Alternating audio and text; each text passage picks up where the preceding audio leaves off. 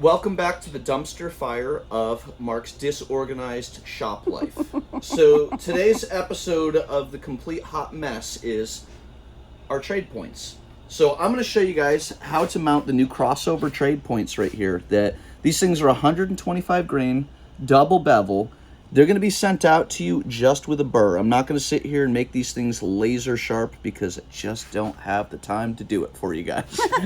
So honest answers. They're pretty darn sharp already, but you're going to want to touch them up for sure. Like I said, they're just set to a bevel. You can see the grind right there, honey? Mm-hmm. See, it's just got a burr on it already. Is there a benefit to leaving that burr on? Burr on to shoot something, or burr on just because of the way sending them out? Because the way you're sending them out. Or... Because we know that they're to that perfect edge. Now they're just going to have to touch them up. So once that burr is on there, you know you're good. How do you touch them up? Just with like a strop or something? Or...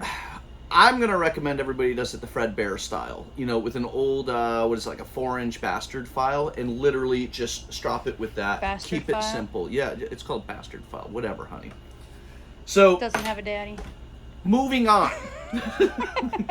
We're going to show you how to mount them. All right, so, show me what you got going on here. Show me these guys that are already done first. These guys are already done. So this one is done with artificial sinew, and it's done with hot melt. So modern materials that everybody kind of has. And it's kind of neat to just be able to get these things and just kind of pop them on with the tools that you have. Now keep in mind, this is onto a piece of river cane. You could do river cane, or you could do just wood shafts. This is I think this is a Doug fir or cedar. So this one is done more old school style. This is real sinew, and it's done with pine pitch. So you can go all different kinds of ways with this thing. You don't even have to use hot melt or pine pitch. You could literally take these bad boys, put it in there with epoxy. Epoxy would be pretty darn cool. I'm not gonna lie. I just take a guess how much epoxy I have laying around right now.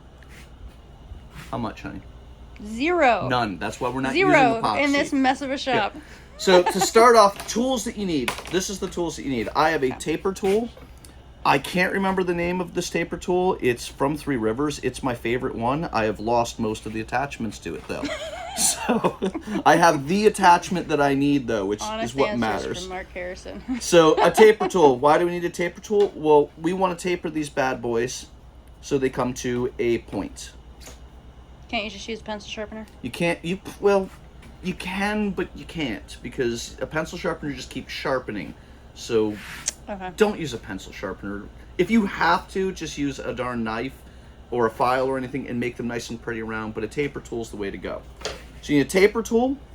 Today I'm using hot melt, Type Bond 3 wood glue, but you could use other like super glue and stuff like that, or even like super cool epoxy, which I don't have, and a razor knife.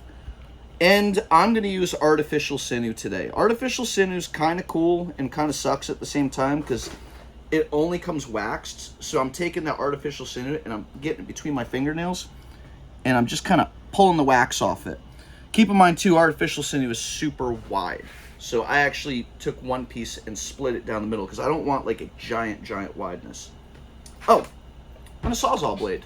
Sawzall blade, super important. This is the most important thing. You could mess everything else up. These points are made the exact thickness of a Sawzall blade. Why? It's so convenient. Because you want to notch it, just like this. Right, so you see, I've already done here. I'll go down here like this. So I notched that already. How far do I notch it? Well, I want to notch it so it's just past the dents. It just works out super cool when I do it that way. So I'll take this bad boy. I kind of hold it up in the air and I know how it's going to be knocked. I want my broadhead horizontal. I like it horizontal because I don't want to see the darn thing when I'm at full draw. I don't want to look at nothing. So I keep it hidden. So now I decided, okay, it's going to be horizontal. I take my Sawzall blade. Obviously this one's already cut. And I'm going to start real slow. You're going to do this by eye. If you don't have an eye for this sort of stuff, find somebody that does. Can you like make a jig if you needed to? Funny story. Pine Hollow Longbows has a jig. He sells a jig that it's a piece of tubular steel that the arrow goes in, and it works as a guide for your blade. Well, so it's convenient. perfectly centered every time. That would be great for somebody like me who's right-handed but left-eye dominant. Yes. So, yeah, Pine Hollow Longbow sells one. So, I'm sawzalling, see? Is that what you're doing over there? Sawzalling. So it's sawzalled in. Ta-da! It's perfect. It's straight. I'm happy with it. We're going to do a little bit of a test fit. Show you what it looks like. So the taper tool, the angles of the taper tool and the angle of where the lashing is going to go through, or we're just going to call them vents for the sake of calling them something, you can see it's just about exact. So it makes it really easy to get things aligned. Let's check the other side. Super easy. It's going to be even better if you do a cedar shaft, because bamboo is obviously, river cane's not perfect. I'm a freak. I like to spin test just because I'm a weirdo like that. And you can see, I mean, that's a nice river cane. Look at that bad boy spin. It's a beautiful arrow, honey. So holding it down, I've got no craziness over there. Cool. Let's put the bad boy in. We're gonna get that out of my way. Hot melt. I'm gonna torch it, and I'm gonna try to not do it the way that I'm supposed to.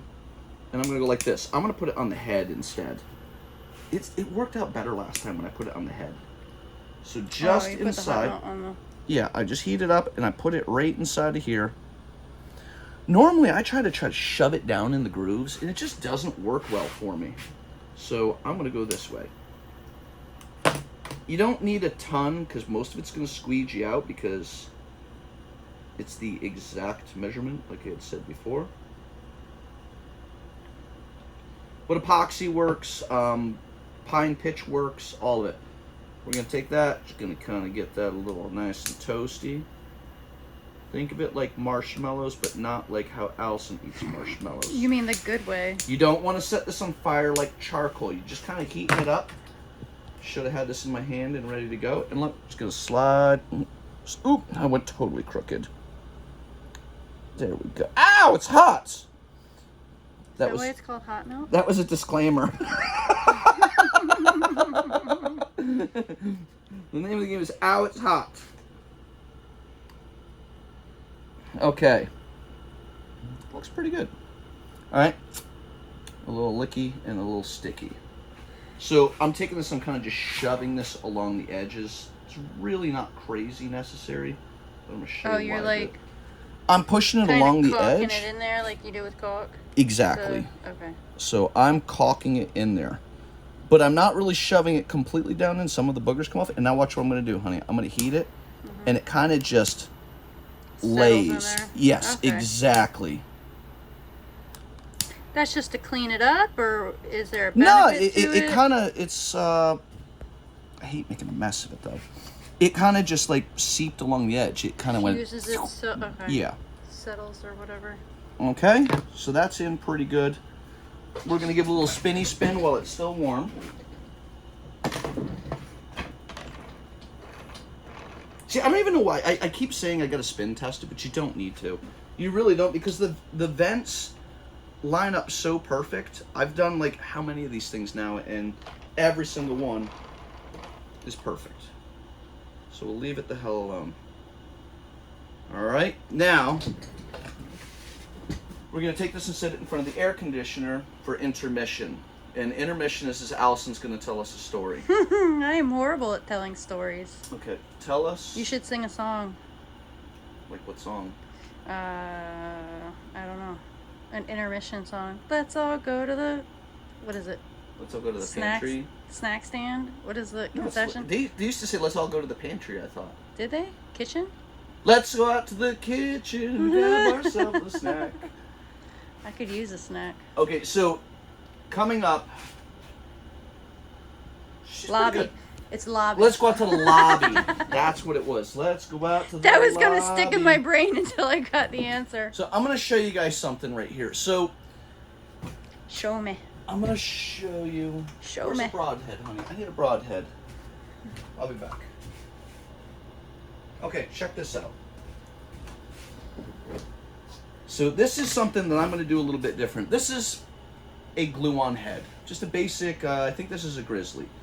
So that's 11:30 seconds, that taper and everything. So in theory, once this bad boy goes onto here, that's all that's ever been done. See how wide that is, though? It's a smooth transition. What do you mean wide? See how wide it is? It's 11:30 seconds wide. Okay. Okay? Yeah. So that's the same thing as this. This is also 11 seconds wide. Okay. So the transition, in theory, is completely good enough. That you could take this according to any head that we've ever shot before, and you could just wrap your sinew and stuff on here and your glue, and you're good to go.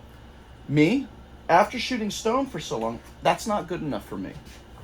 I want this to go through an animal big time. So what I'm going to do right now is, you stone guys know what I'm talking about. I'm going to thin this from about, honey, how far back is that? A half inch behind the shaft all the way to the tip. I want a smoother transition. And the reason why I want a smoother transition, I want this to blow through an animal. Now, especially the tip. You see that tip right there? Back in the day, they had the Fredbear's bear razor heads. They call them bubble heads. Me and Dale were talking about it the other day.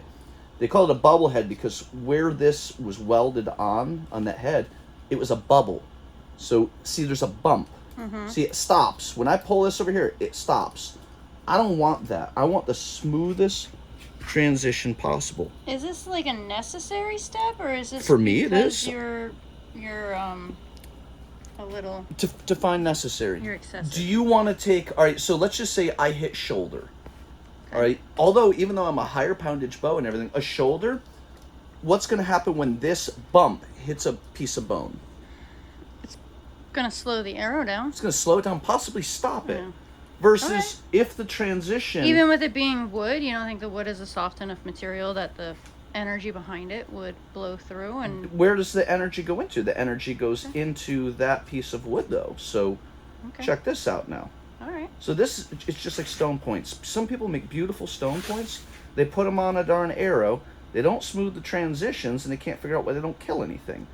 And it comes down to this. Look how far back I'm tapering that to. Okay.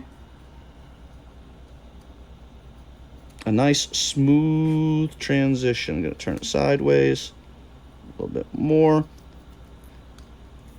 See the difference in that? Let me hold this like this. I'm trying to. You're moving too much. Yeah, I'm moving too much.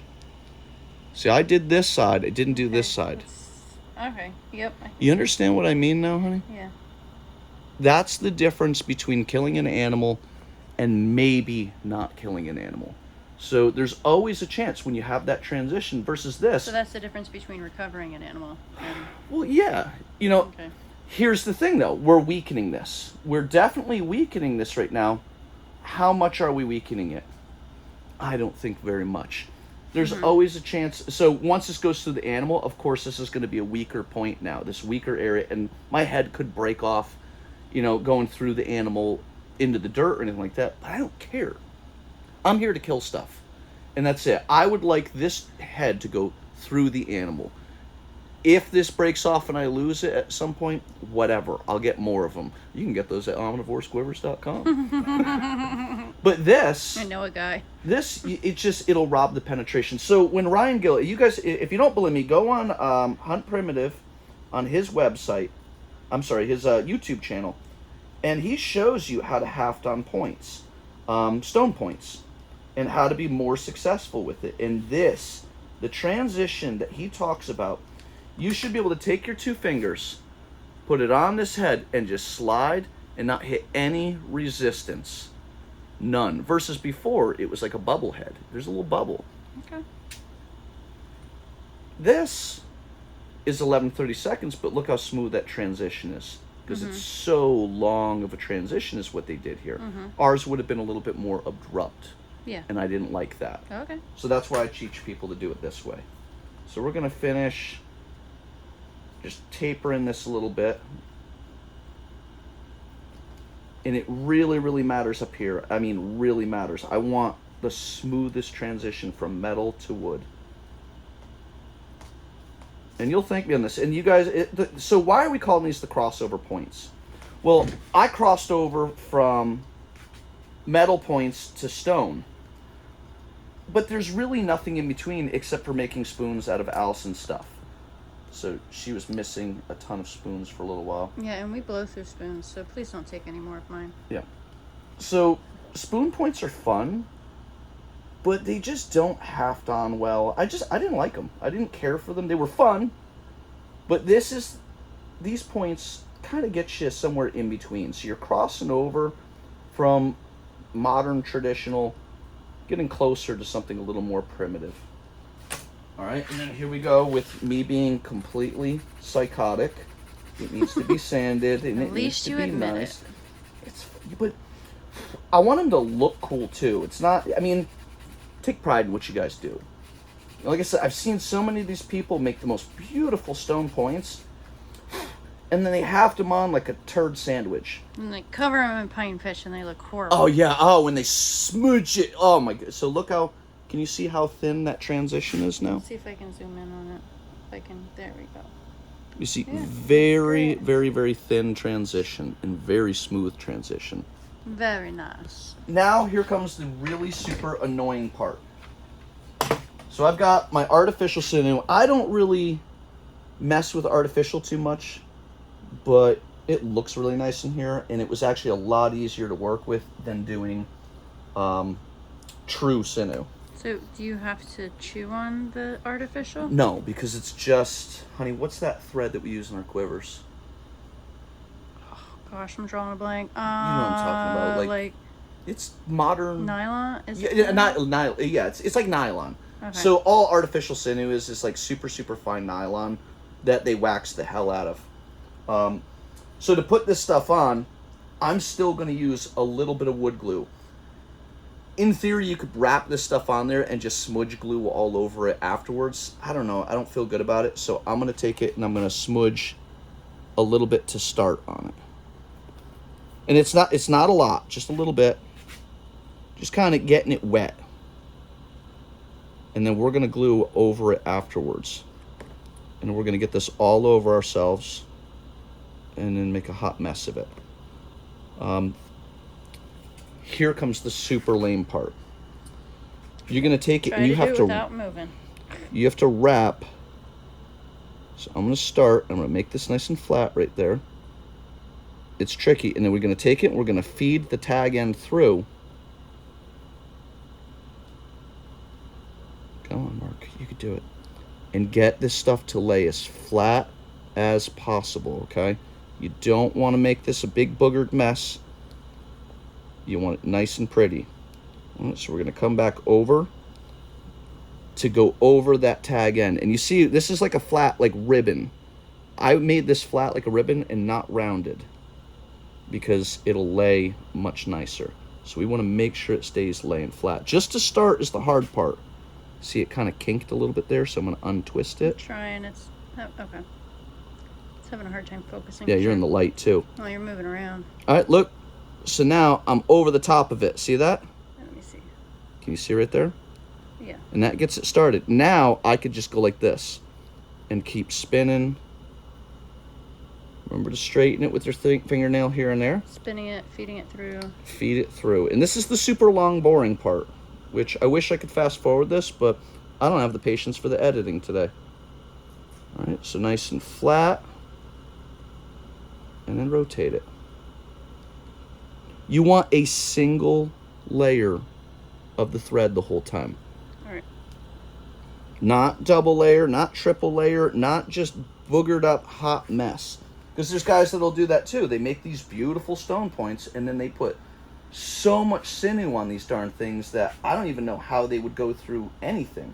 So you're just doing a single layer, maybe overlapping a tiny bit. Not overlapping at all. You're overlapping. Okay. Not at all. You overlap that first loop. The first loop. To get it seated down, and then you don't. Okay. Yep, just the tag gets overlapped in the beginning, and then after that, I'm just gently pulling and making sure she's laying completely how I want. All right, let me see that real quick. See? I don't know how to focus. There it goes. Okay. All right, I'm going to try to do this quickly, but it never goes quick. So... It doesn't look like something that would go very quick. It doesn't, but you got to care about what you do. If you want to kill animals, you want to really care about what you do and make sure that it's the cleanest, strongest transition you possibly can. And that's what I'm doing right now. I'm making this as perfect as possible. Think of it as like making a fishing rod. All that beautiful thread wrapping, like that's what makes it nice. And when it looks nice, you take pride in it. It functions and it works well and everything.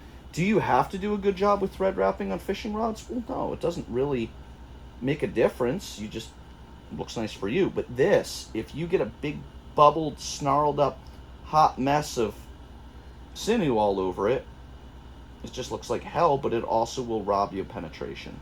So this is why you won't shoot raccoons at the tree stand. Why I won't shoot. All right, so that was the other reason. All right, ready. So why did I decide to come up with these? Why are they on our website right now? Well, I could do some beautiful stone.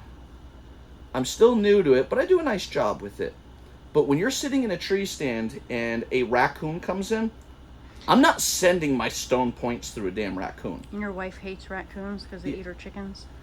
See how flat that is, honey? All right, hold on. Let me zoom in on it. Focus. Oh yeah, that looks great. You see what I'm saying? Like, it's, yeah. You got to do a nice job with it. So I'm not sending, even this thing, like, this is still a decent bit of work for me. Mm-hmm. But nothing crazy. But a raccoon? No. I'm not sending my stone points through a damn raccoon. It's just not happening. But then I've had other issues. So when Indians found metal, when they started getting metal trading and stuff like that, hence trade points, do you think they went back to stone or were like, screw this, I'm staying with metal? Well, they said, screw this, I'm staying with metal. Because it works better. It definitely does. We all know that. Why am I shooting stone if metal works better? Well, it's the journey for me. I love stone. But not everybody can achieve a bow weight that can shoot stone. I think Ryan's book, he was talking about that in order to get the efficiency with blah blah blah blah and this and that, it's the secrets and science of primitive archery. He talks about how heavy of a bow you need to have, how heavy of an arrow, a size of a point, all this stuff to be more successful. In his book, I think it was around 53 pounds. And it needed to be a damn good bow at 53 pounds in order to send stones successfully through big game animals. Well, not everybody could do that. I struggle with it, especially building my own bows. I built a 53. Well, a 53, Ryan says, is good. Well, put a 250-pound pig in front of you, a boar with a shield as thick as an ice cream sandwich. I did that reference for you. Oh, you love ice cream sandwiches. So a shield that thick, stone does not like shields. Stone does not like giant pigs. So Mark was getting into really, really big pigs. And I started losing a lot of my stone points, and these pigs were literally, you would hit them, and they'd go, what was that? Screw you! With my favorite points. I'm getting a little bit dry here, so I'm going to lube her up a little bit. Just a little bit. Oh, too much. Jokes. Way too much. The dirty jokes. So I lost a few pigs, and it's heartbreaking to sit there and you hunt and this and that, and stone on big pigs is tricky. If you ask Josh Conan, I'd say check out his YouTube channel, because he films like crazy, but he just doesn't upload anything. Doesn't even have a YouTube channel. Just calling him out. But Josh had the same issue with big pigs and stone, and you know what he was doing? He was entering way the hell back. And that's what he said. The only way that you can kill a pig is entering way the hell back. Let me just see what you got going on here. Still just nice and flat. Okay. It's a lot of work. The thread wrap is a lot of work, but it's worth it. How long is our video now? It's probably people are getting bored. 24 minutes. Holy cow. So, but Josh was entering way the hell back. And I can't do that. I'm a shoulder crowder. I go straight in that pocket, and if I'm not in that pocket, I'm not happy. I'm almost done, believe it or not. It gets easier as you get towards the back. Well, with the big pigs, if you go too far back, you get the shield. No. Well, back further. He's entering practically liver. There's nothing there. Oh. The shield is covering heart, liver, lungs. But he was taking a quartering away and entering right here. No ribs, no nothing. He was hitting him in the paunch almost. and letting it come up and through. And Josh was successful with it. He shot So he would take like a quartering away. A gut shot. He was practically gut shooting, but he would enter almost. All right, so now we're at the end. I'm going to take this. I got all the way to the back right here. I'm going to take this, and I'm just going to finish up a little bit more glue, which is a lot of glue again. See, when you use sinew, you don't have to do this like real sinew because it's like naturally sticky already. Okay. Now we're going to take this. I'm not even going to X. There's no need to X because this stuff is so good and strong. And we're just going to do a single layer underneath. And what this is doing, this is reinforcing the shaft back here. Remember to every once in a while hit it with your fingernail to make it nice and flat again. See it just spin and just lay flat nice. Da, da, da, da. I don't remember what I was saying. Now, how long of a piece of the artificial sinew did you start with? Don't know. I can tell you in a second. That's maybe 24 inches? 18, 24? So that's all done. I'm just going to take this and I'm going to just kind of give it a spin. I'm not even going to try to tie that tag end. Okay. The glue will literally hold it. No, not even. The glue will hold it? Okay, so that's, in theory, pretty good. I'm going to take it and I'm going to seal it just a little bit. You know what's nice about this wood glue? It dries clear. So it doesn't look trashy or anything. You don't even know it's on there. Do you have to worry about the wood glue with moisture? Like if you have these things out and it starts raining? I haven't yet, so I don't think so. And I'm just kind of filling in. I'm just smoothing this transition a little bit. And this is doing it the modern way. So you can do it with just, I did another one to really smooth these transitions. I took my pine pitch and just put a dab over that and a dab over that. And then maybe a little bit on the ends just to seal everything. And just kind of just mushing that down. Clean it up, clean it up, clean it up. And that's it. Now this is water-based, so you see how I got some smudge here? I'm going to take my only clean finger and get that smudge wet. And then I'm going to ruin my shirt. Just once again, I'm a freak of nature and I want that perfect. And that's it. Your shirt's not so much, but your arrows, yes. Oh yeah, I don't care about the shirts.